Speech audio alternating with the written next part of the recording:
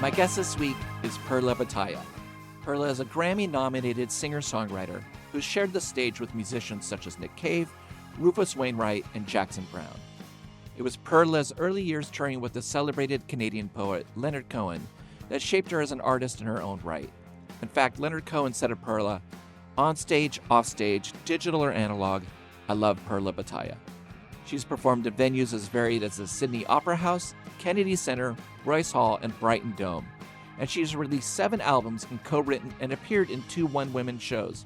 Her celebrated Mestiza song cycle, exploring the intricacies of being a person of mixed race, and Blue House, an exultant Frida Kahlo musical commissioned by the Los Angeles County Museum of Art.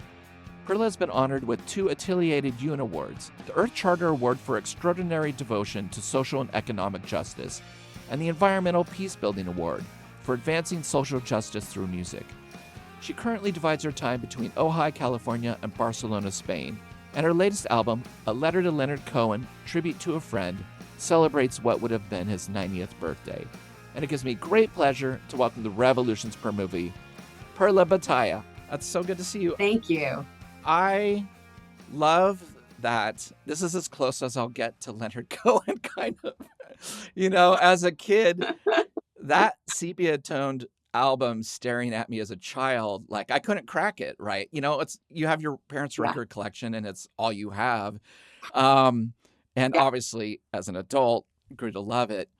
But you were born in LA and your father was a mariachi singer and your mom ran a record shop.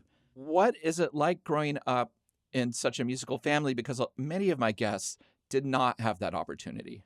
Well, you know, it's a blessing and it's a curse. As and it's also when your parents own a business, you know. Sure. I was really smart, and so my mom knew that she could leave the store in my hands at 9 years old when I was about 9, so she could go run errands, and I was just I could run things, I was Wow. just a kind of person. So, but that's where we were all the time. That's where we did our homework. That's where we spent a lot of holidays, and also just the whole Latina thing was with my dad being a singer, but my dad was plagued with alcoholism and his own trauma as an Afro-Mexican. I just think, it made it so he was just in misery, and also not a very good father or a very good person. But my mother, ran the store and she raised all of us. I give her credit for everything. And at 16, I had to leave. I faced my father. I mean, I could have run away, but I thought I have to face him and, just kind of tell him that this isn't how people are supposed to live. And I'm out of here. And so I faced him and I said, I got to go. And I thought he will either kill me or he'll have no choice but to let me go. And I was lucky. Jimmy Carter had programs in those days where people my age could get a job. And that job helped sustain me. And I didn't have to live on the streets. I had some very nice friends who rented a room to me. And I was then kind of set out on my life and my career, and I had whatever jobs I needed to have to pay my bills, but I sang all the time. And boy, living where I did was like Santa Monica, Venice, California. Going to high school, I had friends who had parents who were famous actors or TV producers. And, I found myself getting a job with Norman Lear as a photographer for all of his shows. And I learned on the job. I swear to you. Wow. I knew nothing about it. It was kind of like how to succeed in business without really trying, because I was, 19. And the next thing you know, I'm an executive. I'm the executive photo editor for this huge company.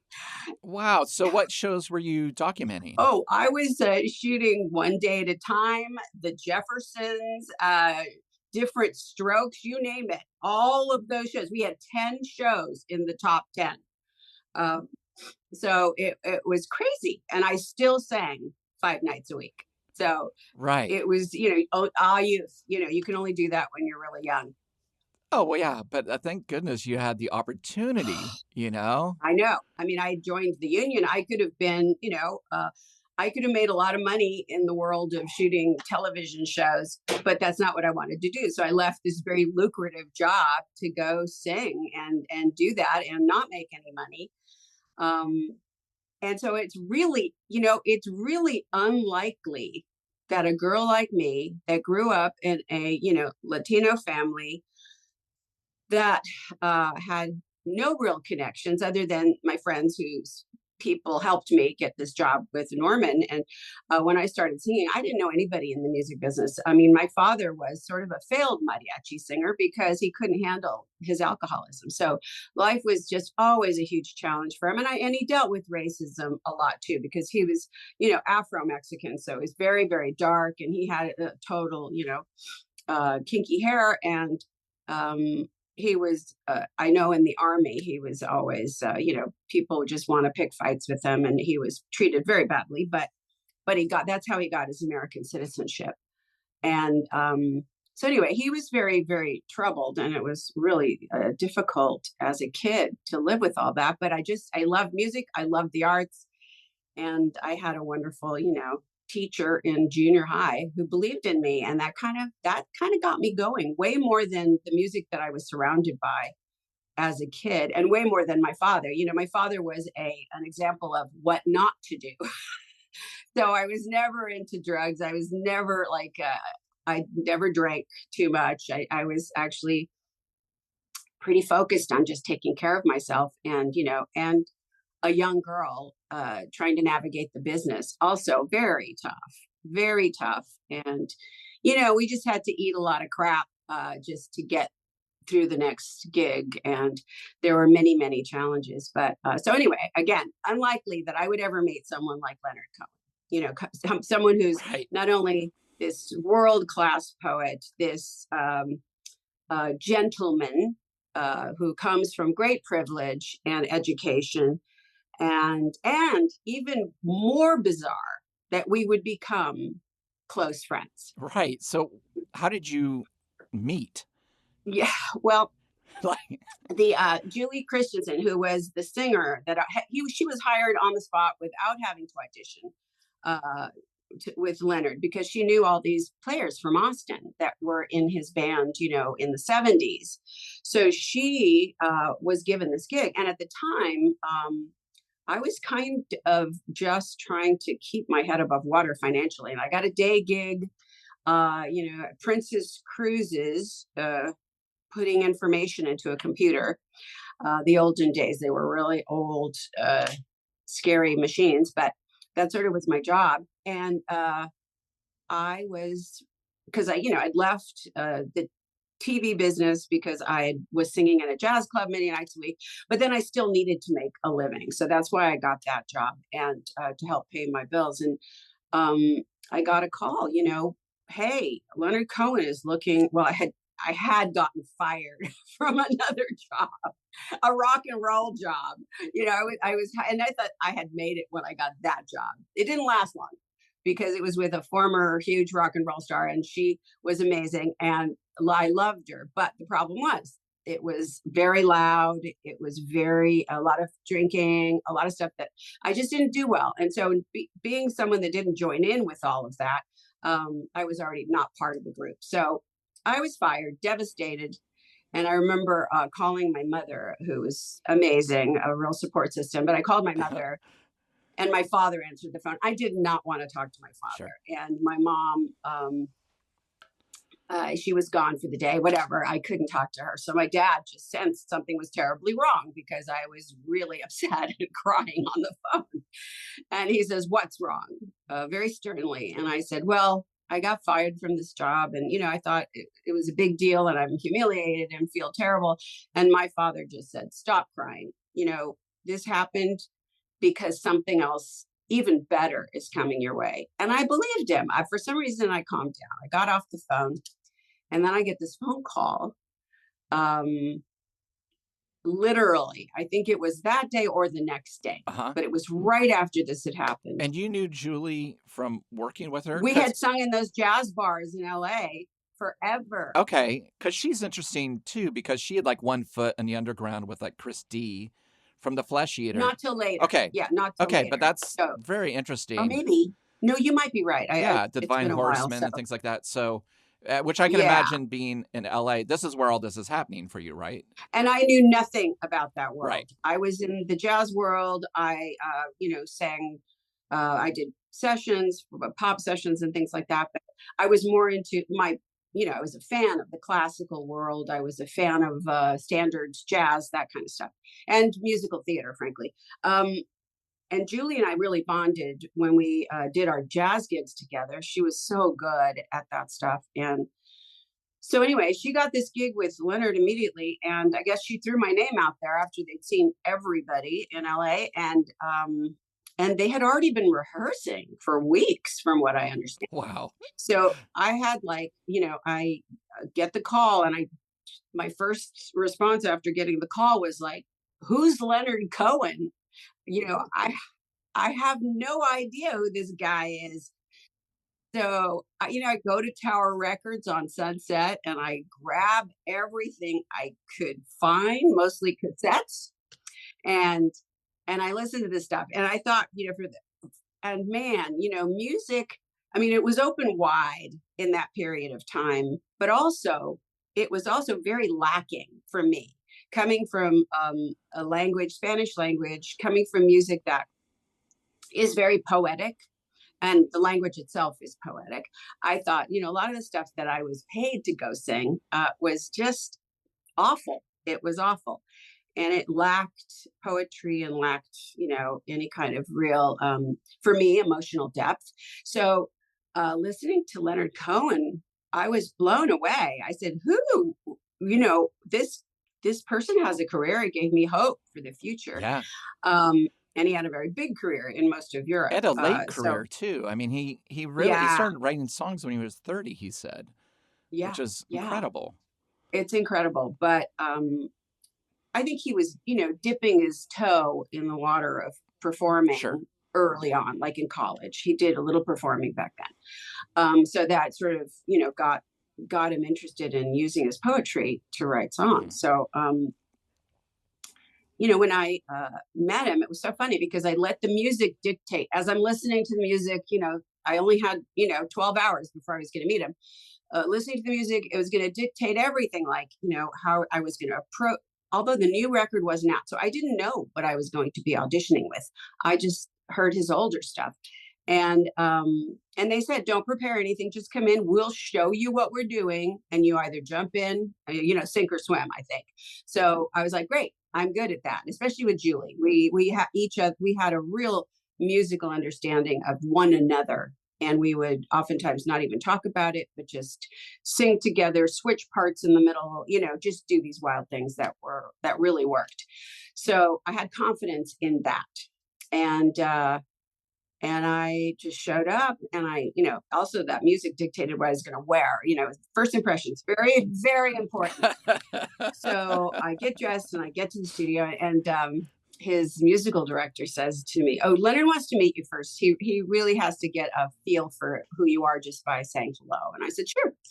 And so I see this figure walking down the hall toward me, and we start to giggle because Leonard, of course, is dressed in black from head to toe, and I am dressed in white from head to toe. Because, to me, his music was clarity. It was just, purity. It was like all these things. So anyway, he took my hand and he said, "Oh, darling, this is a match made in heaven. Look at us."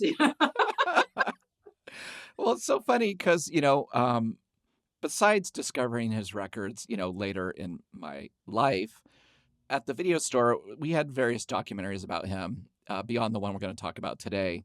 But like seeing, for instance, like Bird on a Wire, it was like, I was like, wow, this person is haunted, troubled.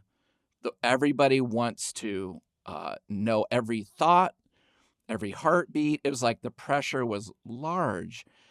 And it did seem like when you were working with him later, had he found any peace? Well, when I first started working with him, it was 1988. So I think he was delighted with how that record, I'm Your Man, had been accepted and celebrated all over Europe. Still, Right. he wasn't that well known in the States, and it was hard for him to get bookings here. But in Europe, he was a superstar. And I think he was delighted with that fact. Um, all the gigs we did, it was first class all the way. We did stadiums, we did, and it was polar opposite from the United States, but he was thrilled to Right. be in Europe. He was thrilled with that record, and I think excited to be back out. And also that band that we had, it was just a killer group of people. It was and it was a family. We were a family, different from the last two tours that he did all over the world. It was, he was already sick and he wasn't really communing with his group. And it felt a little, for me, there was a disconnect when I saw the concert. And not just because, I favored the time I was in the band with him, but there was a disconnect between a lot of the Sure. different elements on stage. But with us, he created a family atmosphere, and he was just very happy back then. He was actually, that was the happiest I'd ever seen him that year. 93 was The Future. That's when The Future came out. Right. And that was way more conflicted. He had, he had his own demons he was battling with, and really trying to figure out whether he should just go, be a monk at Mount Baldy. But also, his life that was so full of this, he sacrificed a lot of things for his work. And I think doing that, you do feel a great loss. He felt the loss of not being a good father and not being there for his kids in the early years, and I think he felt that he had missed out on certainly, the life I had, which was I got married in 91 and very happy. And eventually, we had a kid, and that was the focus of my life. And then, also my music, but that was my priority. And I think Leonard oftentimes really wondered what his life would have been like Sure. with those things. But he was an absolute slave to his work. I've never seen anyone really that disciplined or that focused. He could work on something. I'd come over to visit, and he'd pick up a pencil and have to start writing something. And then, he would say, "Darling, what do you think about this?" And I'm like, "Don't ask me that. You're Leonard Right. Cohen. Just go away." Amazing. Yeah, just stop. When he's doing that, where did melody come into play for him? Because his words are so powerful, but it's such an interesting way. His albums are so varied in terms of, the orchestration. Yeah. Some of them are really sparse, others are very big. Yeah. How did he decide on like a melody to frame these powerful words that he'd worked so long on? Well, I can't speak to that because I think one of the secrets to our long relationship was that I never asked him about his work. Mhm. That's not what I want. We talked about other things. Because I really think our companionship and our friendship was about getting away from that, because when Sure. he was doing it, it was all encompassing. Yes. And, but, what I did notice while I was around was that his melodies were kind of just malleable. I mean, and you'll notice, like when I sing some of Leonard Cohen's songs, I hear my own melody because he's not always precisely singing a note or doing whatever would contribute to it being a melody. He's interpreting the song in his own way, and it doesn't always come out as a note with Leonard. So I just have to guess at what the melody would be for me, and he was very kind about my interpretations of his work, really supportive. So I figured, I had the go ahead to work on this body of work, and the freedom that he would, allow me, which is if I needed to take a verse out, or if there's just too many verses, and I can't afford as an independent artist to do a 6 or 7 minute song. So, even though I've done plenty of them, trust me, because some can't be edited, um, he gave me permission to do that. So, yeah. So I feel like, and I also feel like as a singer, um, and now that he's gone, I just felt like I feel a very strong need and a pull to sing these songs, to continue singing them. He asked me when he was sick, he said, "Darling, do you think you'll continue singing my songs after I'm gone?" And I said, "Just try and stop me. There's no way. There's no way that I'm going to stop." So, I don't know. I almost feel like he's still here in many ways. Right. And he is. Anyone that writes this kind of this body of work will live forever. He's been interpreted in so many emotional and political ways. Yeah. It's really interesting that I'm Your Man compilation that came out, that was really a big deal for like my generation, had REM and Yeah. Frank Black and Yeah. John Cale on it. What's really fascinating is it's mostly men singing on that record. Right. And the film we're going to talk about later, it's predominantly women interpreting Leonard Cohen. Mhm. And so he just wrote stuff that like people, I think, wanted to just make their own. And Yeah. they heard it and they're like, "Oh, this is mine. Like, this Right. is one to one. He's Yeah. singing to me." That is a rare trait. It's very rare. And he also wrote, his chord structures were simple. His melodies were also not complicated, very beautiful, but not complicated. And so it is kind of for every man. The lyrics to me, very complex sometimes, very, very complex, even though he was very economical in his use of the language. It's still what he did with the constant working of a lyric till it says the most with the least amount of words.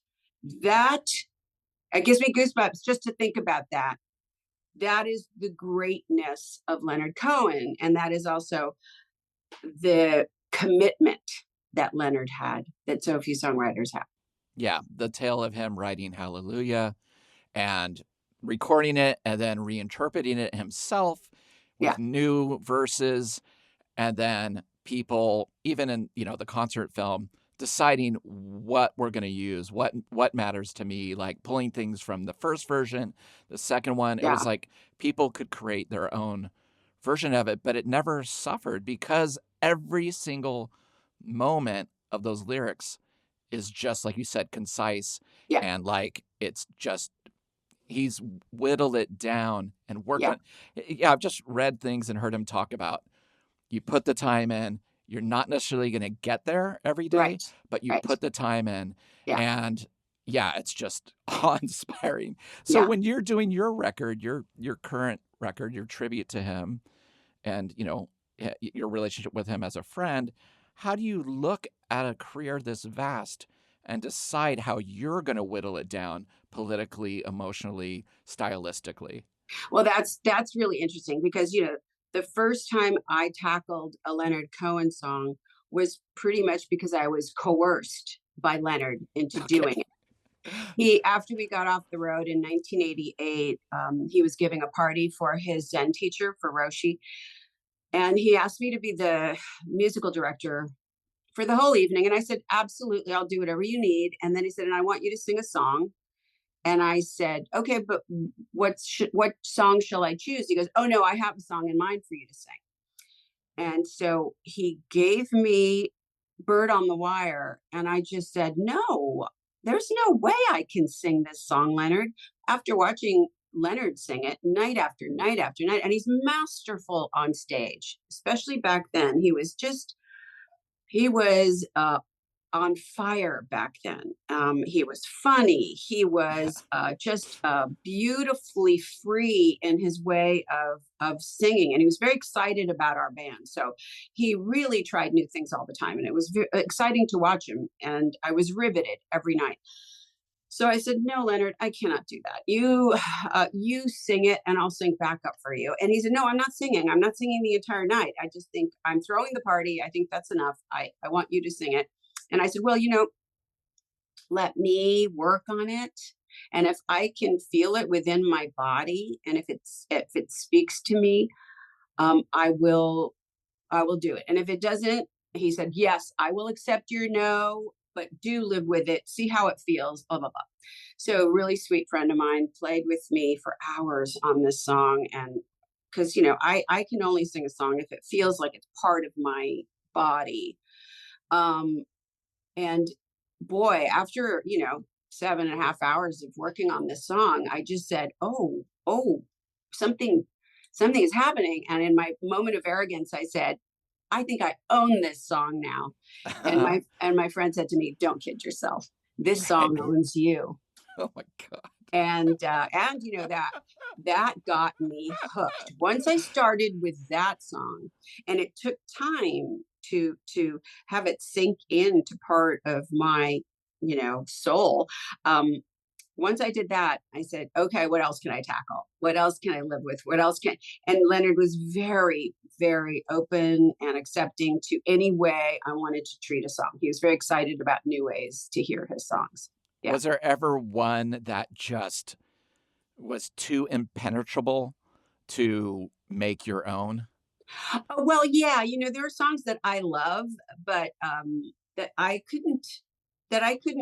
don't see myself doing. I'm not going to say never, never say never, but like I don't know that I could sing Chelsea Hotel. That's a really specific memory for him about a specific time and place, and so that's hard for me.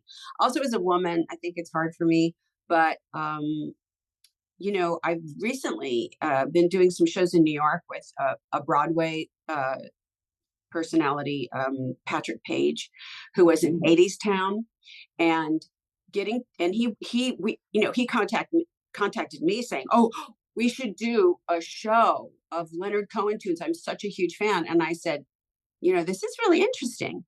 So for me to be able to do a song with Patrick, and for Patrick to get to do the songs I don't get to sing, would be amazing. That I don't have, "I'm Your Man" in my show. I don't have Tower of Song, or even First We Take Manhattan. And his voice is really low, right? Really low. Right, Yeah. right. Okay, yeah, because It's he's on perfect. Democracy, right, on your Yes, he record. did Democracy. Okay, yeah. When his voice came in, I was like, this doesn't sound human. It's just so incredible because it does capture the character of Leonard Cohen's voice. I oftentimes think, because Leonard was so funny, he'd come and he'd come to a gig of mine and sit right in the front row, and he made me nervous. I didn't like that, so I'd try to move him back. Like when I did I would put him in the back table or in a back booth, and he would move people to come sit right in front of me to sort of tease me. He wanted me to mess up. He wanted me to be nervous. He loved that.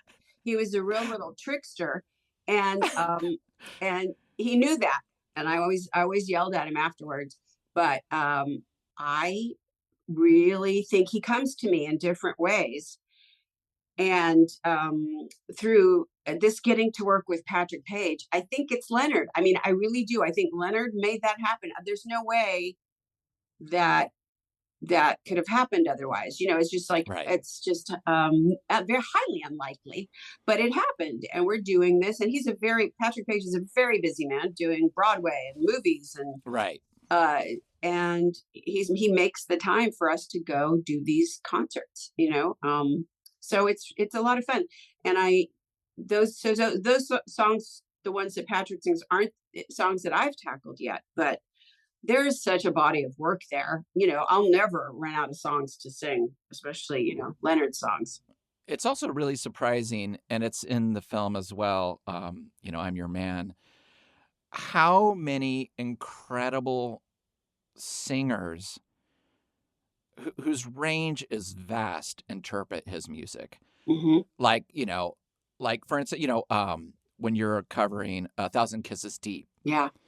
and you go, the odds are there to beat, you hold the note forever and it just rings and you're just like, you're kind of like, how long can this go? It's really emotional. And Leonard Cohen is like writing lyrics, making fun of like, oh, I was, had the gift of a golden voice, and and like the audience just roars with Yeah. cheers when that line Yeah. happens. Yeah. That's so funny. You should mention that because I think I got a bad review for, making it too pretty when I sang in the Sydney Opera House. So, Well, that's the thing. It's like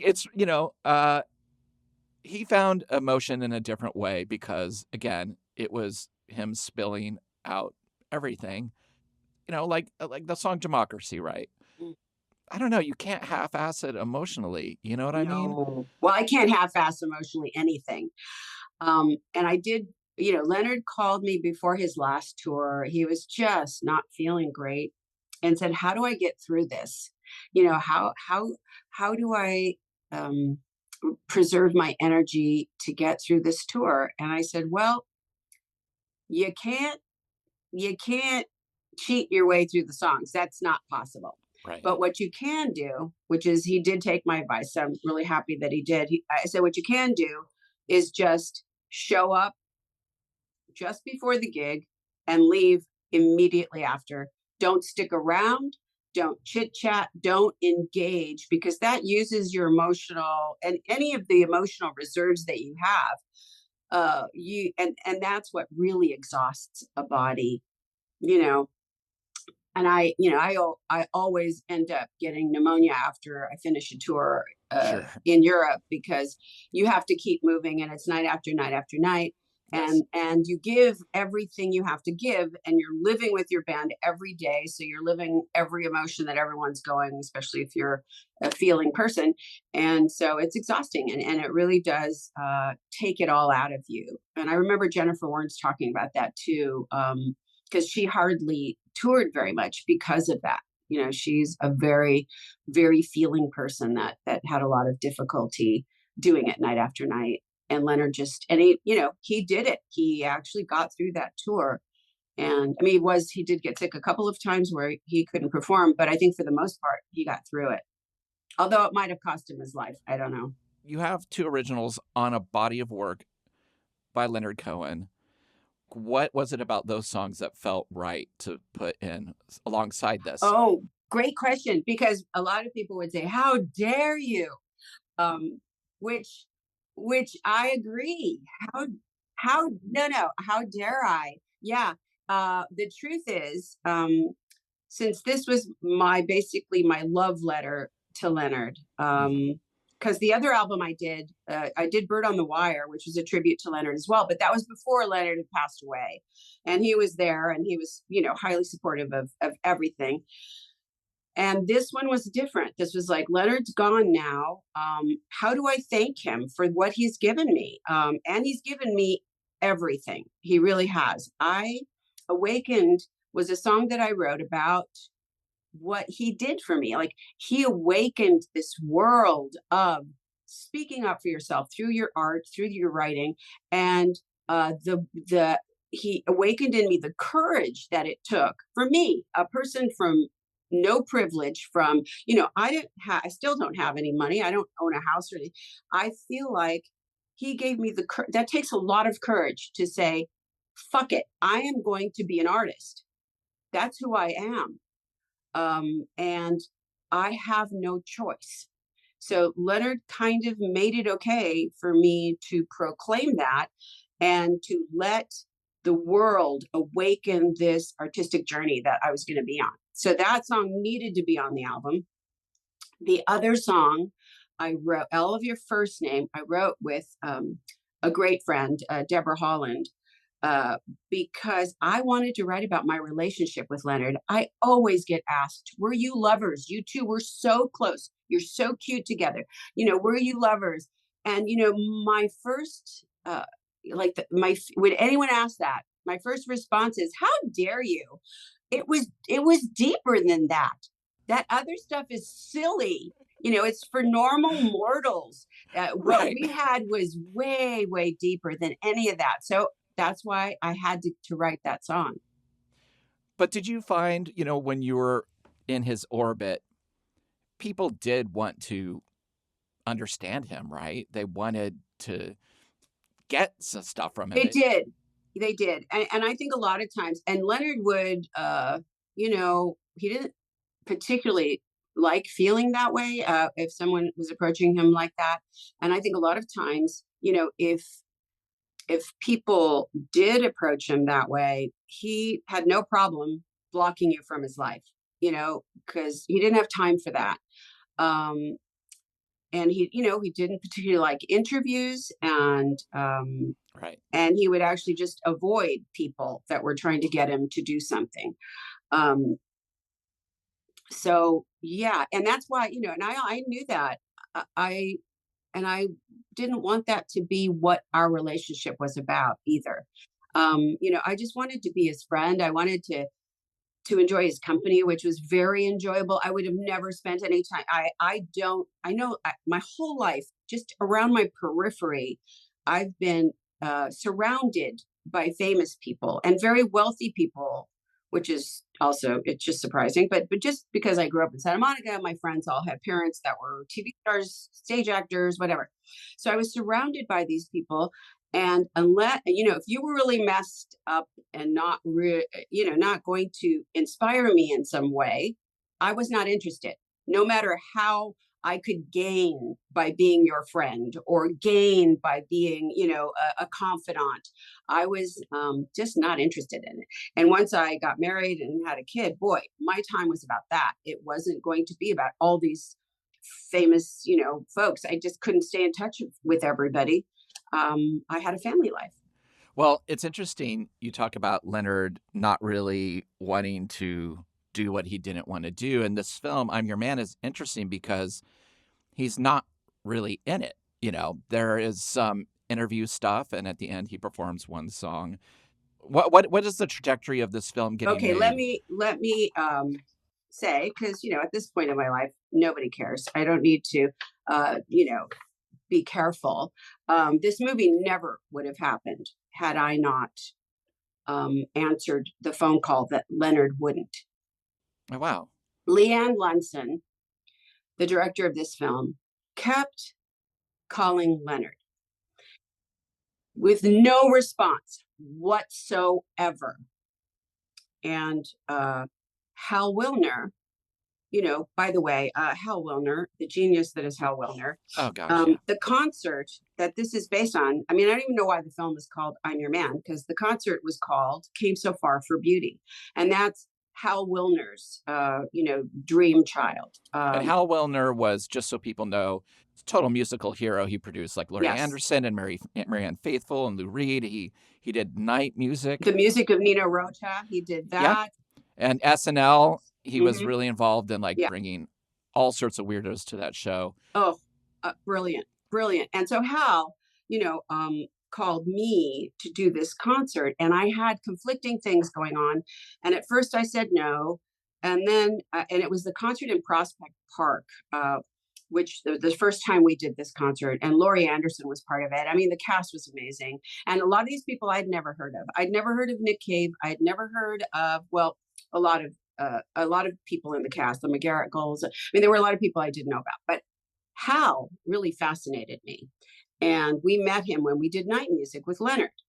Just the people he put together. I was kind of blown away by Hal. And then he called me to do it. I said no first, and then I couldn't stand the idea of not being involved in a Leonard thing. So I did what I never would do, is cancel other concert commitments to do this. It puts me in a very bad position, and I understand. I made the choice, and I went and I did this, and I'm so glad that I did. And then Hal said to me, I really need Leonard's blessing because I want to take this on tour. We've been asked to go do it at the Sydney Opera House, and then later we did it in Dublin, or I don't know how, but it's 20 years ago that we did this. I know, isn't it amazing? And by the way, I haven't seen the film since 20 years ago, and I watched it today because I knew I was going to do this, and I had to remember some things. So I watched it, and so Hal, said to me, "I really need Leonard's blessing. Do you think you can arrange a lunch or something for us?" And I said, "Well, why don't we go have coffee? I'll call Leonard and arrange this coffee, I'm sure he'll give you his blessing. He knows we're doing this because I talk to him all the time, and I told him we're doing this and how beautiful it is and how people love it and how it's keeping his music alive. So yeah, he will give you his blessing."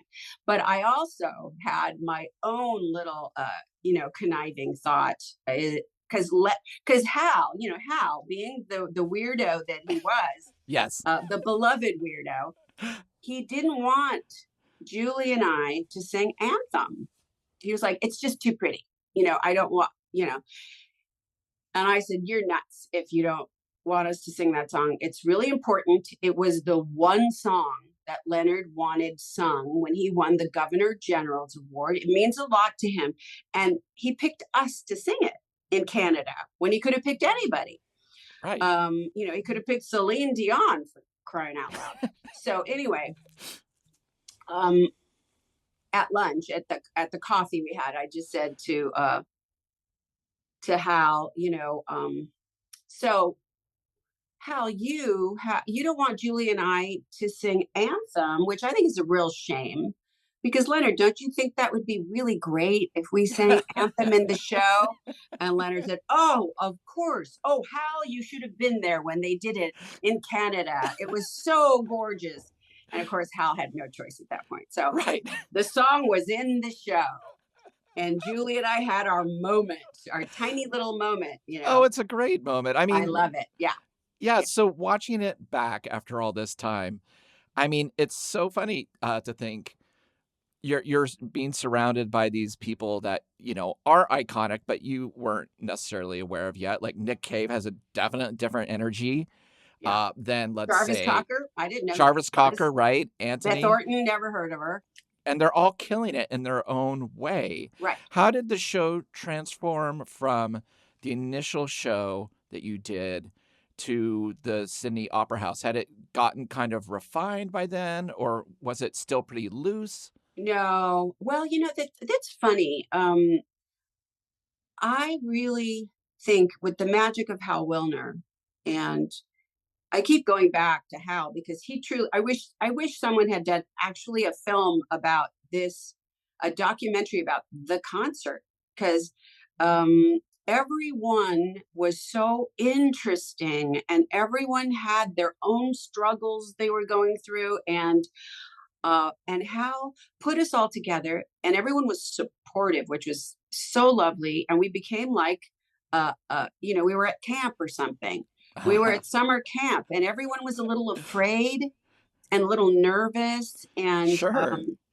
And that would have been so beautiful to get in this film. And that's why I question a little bit of Leanne Lunson's ability here, because that was the magic of this. And then everyone came together and would, push each other up and make it as beautiful as it could be. And also Julie and I were people that actually knew Leonard and worked with him. And did we get interviewed for the film? No. Right. Did anyone explain why we were on that stage at the end? You have all these people that have these careers and whatever, and then we're on there killing it, and nobody knows who we are. No, it's true. It's like, oh, here's the Saw player. And by the way, the two people who sang Anthem. Well, the film is frustrating to me. I mean, I'm glad it was documented, but I do feel like when they choose to cut away mid-song to an interview, it is such a disservice to the performance. Like, sure, Nick Cave is interesting. He wants to talk about how he got into Leonard Cohen and how it totally he felt like it was special to Yeah. him and that he discovered a new thing. But I don't need to be taken out a minute and a half into his performance of I'm Your Man. No, I agree with you 100%. And and watching it this morning, I did just, when Right. somebody's just doing a beautiful job and I just have to, I want to smack somebody. It's Yeah. just so hard to take for me. And after the film was cut, I remember a lot of people up in Yeah. arms about it. They cut a lot of gorgeous performances out. And Rufus, I love Rufus. We're friends. Yeah. I know even Rufus would say, "Well, why didn't they put that song instead of me singing 3 or 4 songs in the movie?" Right. It's almost as if she was pandering to the marketing gods. And I'm sorry, U2 was not in the concert. No. Why? They were featured so prominently in this entire documentary that I was just like, what? You've got to be kidding me. Yeah. And in a way, it's so funny because you can't be wiser than Leonard, but people sure try. Yeah, And it's really funny when you're like, yeah, again, Leonard is simple with his things, yeah, like he'll say things that you're like, oh, wow. I mean, sometimes he was very contradictory, obviously, because yeah, he said a lot of things, yeah. but I never got the sense that Leonard was like flowery or overly poetic and in a Never. way that No, people described his music. And so, you're so right. yeah, so my favorite interviews in the film are when people are direct about like, it hit me. Yeah, This is what it felt like, instead of being like, oh, this is about the yeah, heavens opening down. yeah. It's just, He's the new Keats. He's the new, it's like, yeah. oh, stop. He would never say that about himself. Yeah. So in a weird way, it feels like a film that is just not confident enough to let the performances stand on their own. Right. And not confident enough in Leonard Cohen. Because if you were doing a film about Leonard Cohen and you're not confident enough to let his songs speak for themselves, and these performers that respect and love him so much and were actually a part of the concert, um, you know, just let them do their thing. If you're not going to do that, then it has failed in a certain way. And I'm sorry. At the end, there's burlesque dancers, and Leonard is singing with you. He was so uncomfortable in that video singing with With you you two. too. Yeah. And again, it had nothing to do with what she based this thing on. And the reason that she I said to Hal when she was not able to reach Leonard early on, before she had gotten the green light for this movie, doing this documentary, I just said, I was in Seattle. My father-in-law had just had a heart attack, and I had these calls coming in now, because I said to Hal, she can call me, and then I'll see what I can do. So she called me, and it was at a bad time, but I just called Leonard, and I said, Leonard, this is the situation. This concert that we've been doing with Hal, it's obviously getting a lot of attention. People love it. And this woman at Lionsgate wants to do a documentary.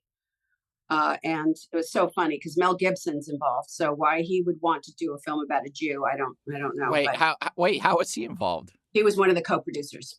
I didn't know that. That is so, Yeah. that's messed up. Yeah. So she's probably a friend of his. Anyway, and I just said, Leonard, I'm in this situation. I'm with my father-in-law, where he's whatever. And Leonard said, don't worry about it, darling. I will take care of it. Don't worry about it. And so I guess he called her back.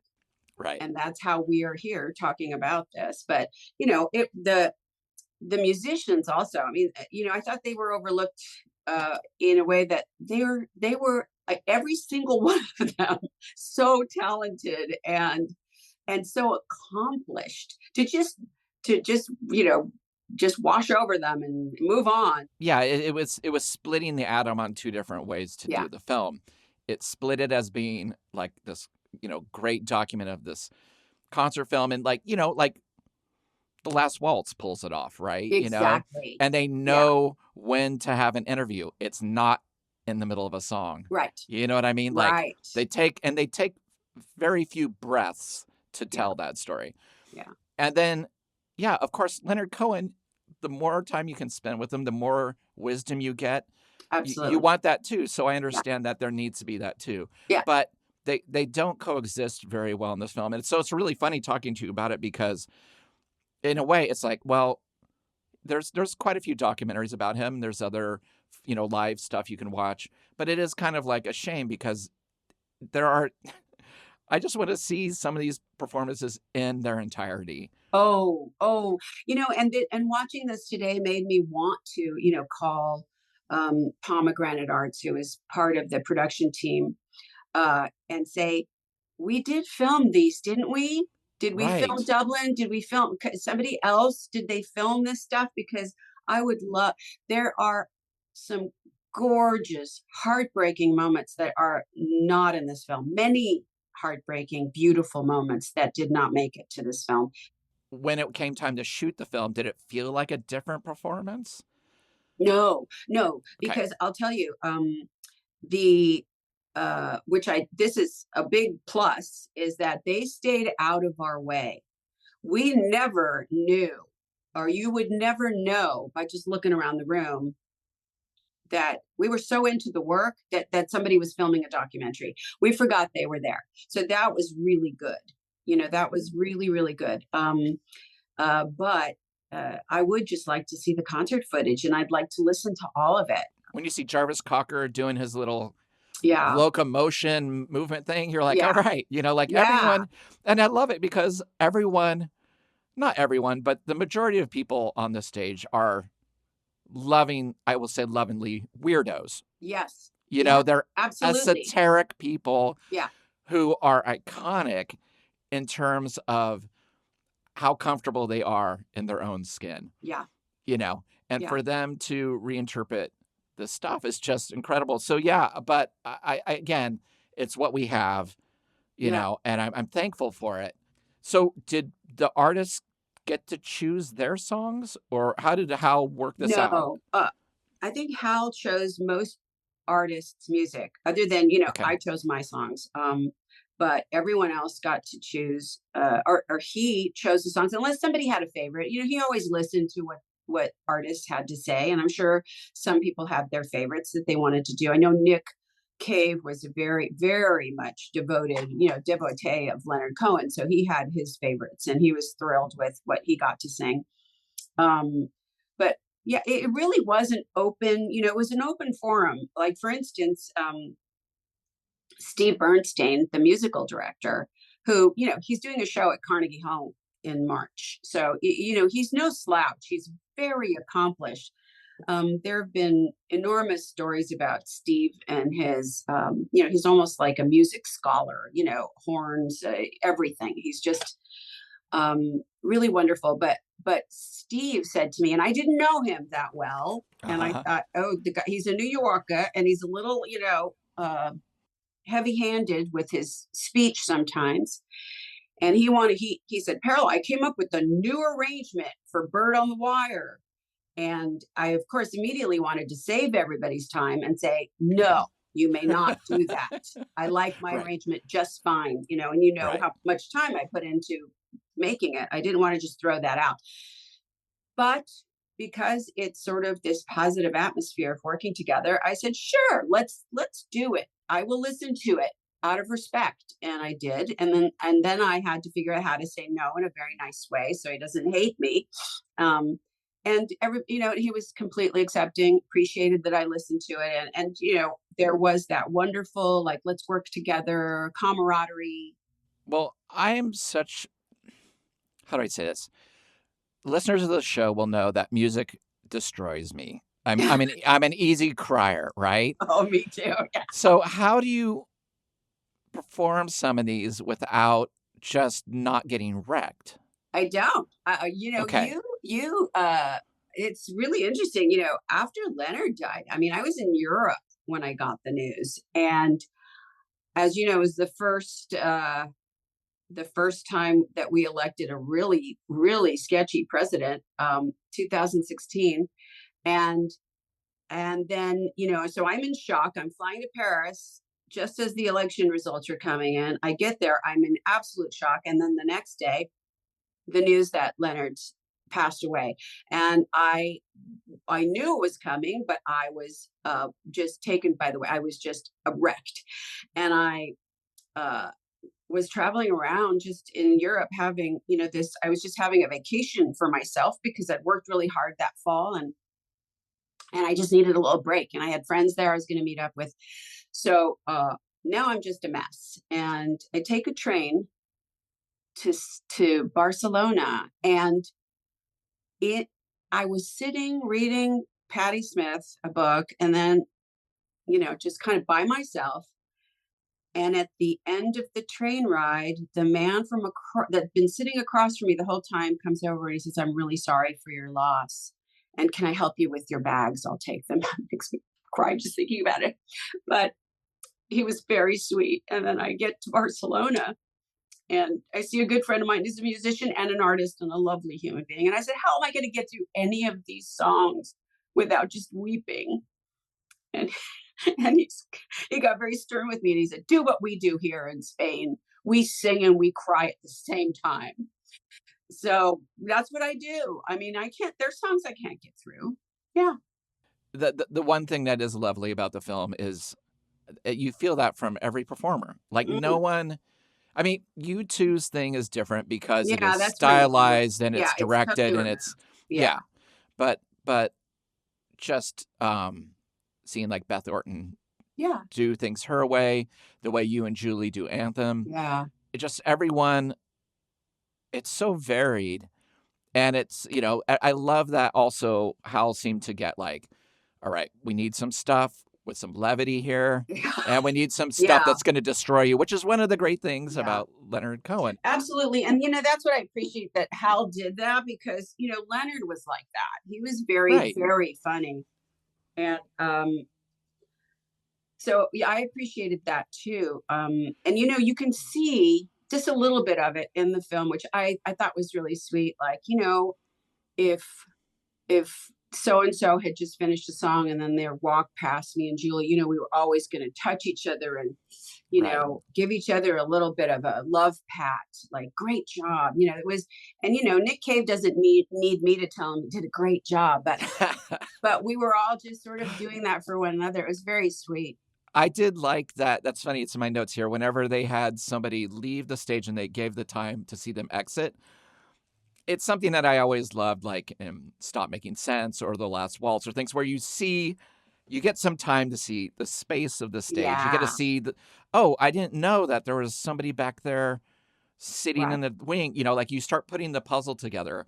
Yeah. Like I'm hearing the saw, but I'm not seeing it. And then I'm like, there it is, so those moments where it just kind of relaxes a bit and lets the camera play out are very successful in it.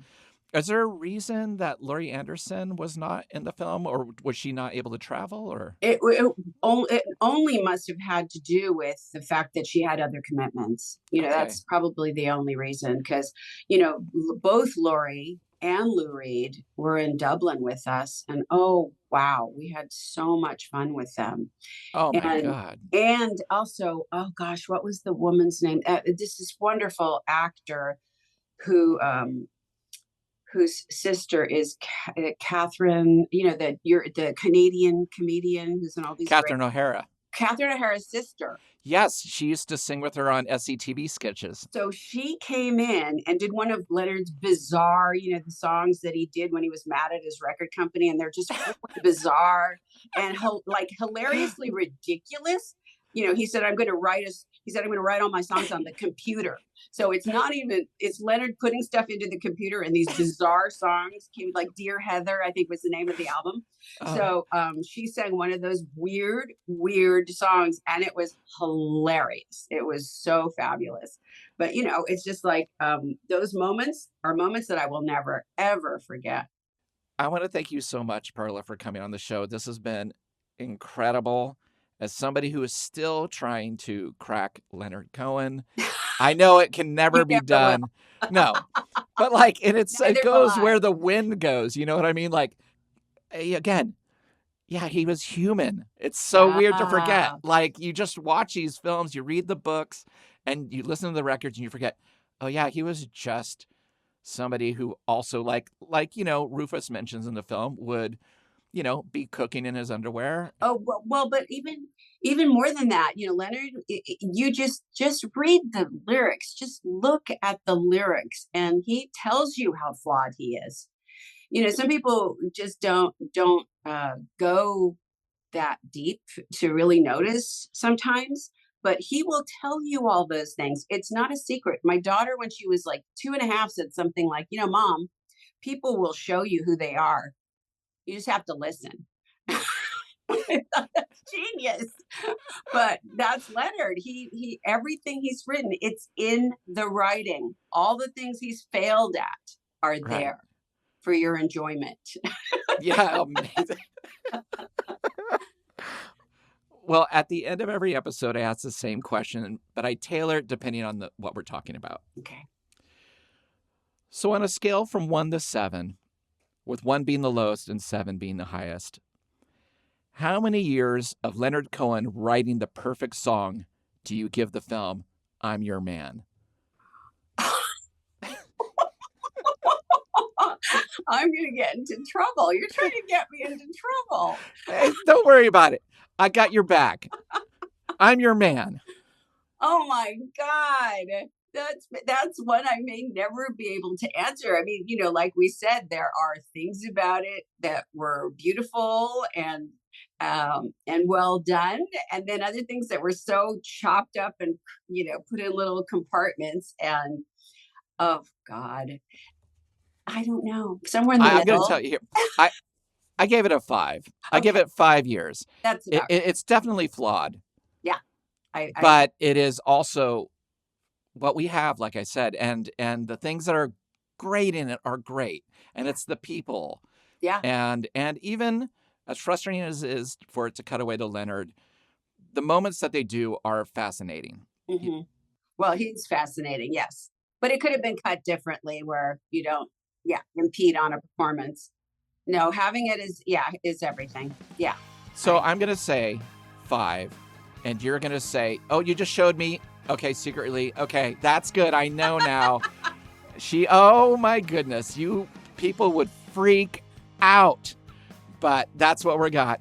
Perla, thank you so much today. I know. Thank you. Oh my gosh, so fun to talk with you, Chris. Thank you. Thank you.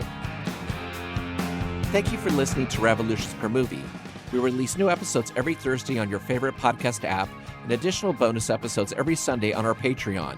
The show is a completely independent affair, so the best way to support the show is through our Patreon at patreon.com/revolutionspermovie, where you can get weekly bonus episodes and shows, exclusive limited edition flexi discs and records and CDs featuring guests that have appeared on the show, and other exclusive goods sent to you just for joining.